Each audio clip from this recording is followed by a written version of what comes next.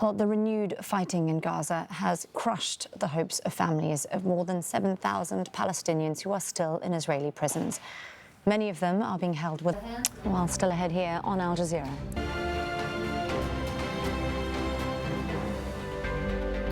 Welcome back. Turning now to some other world news, and the UN Security Council has voted to end its political mission in Sudan because of the ongoing fighting there between the army and the country's biggest paramilitary force. While the war in Ukraine has led to the destruction of many of the country's natural resources, farmland has been hard hit, and reduced grain output has impacted the world's food supply.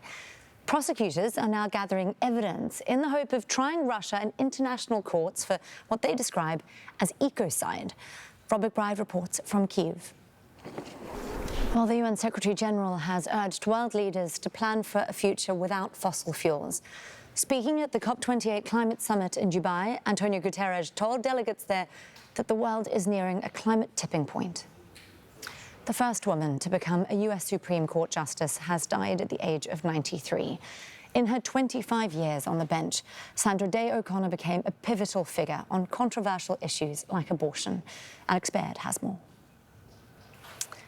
Citizens of several European countries, plus Malaysia, no longer need visas to enter China for short visits.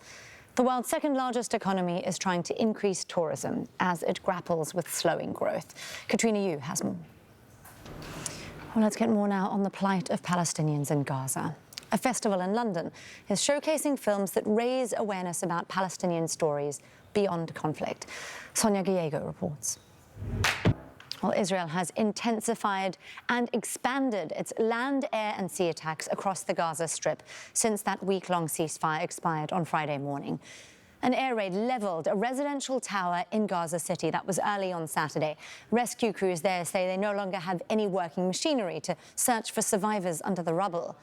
The death toll is rising again. At least 200 Palestinians have been killed in these renewed Israeli attacks. The Gaza Health Ministry says more than 15,000 Palestinians have now been killed since October the 7th. Israeli forces have also struck areas in southern Gaza particularly hard in what appears to be an expanding offensive. Palestinians who were forcibly displaced from their homes in the north have now been ordered to move even further south. Well, let's speak to Hind Kudari. She's in Deir al-Balah, that's in the central Gaza Strip. Hind, it feels like, well, as Israel resumes its assault on Gaza, hostilities have also returned to the Israel-Lebanon border. Let's now speak to Zaina Khoda. She joins us from Marja Yun in southern Lebanon. Well, Palestinian human rights groups say that Israeli settlers are taking advantage of increased military raids across the occupied West Bank to seize more land. They're also carrying out assaults against Palestinians. Settlers detained, then stripped and beat a team of monitors with the Palestinian Authority. Well, turning now to some other world news, and a judge has ruled that former US President Donald Trump is not immune from prosecution in his election interference case. Well, that's it from me, Nastasya Tay. Next Inside Story will look at whether Israel is meeting its obligations under the laws of war.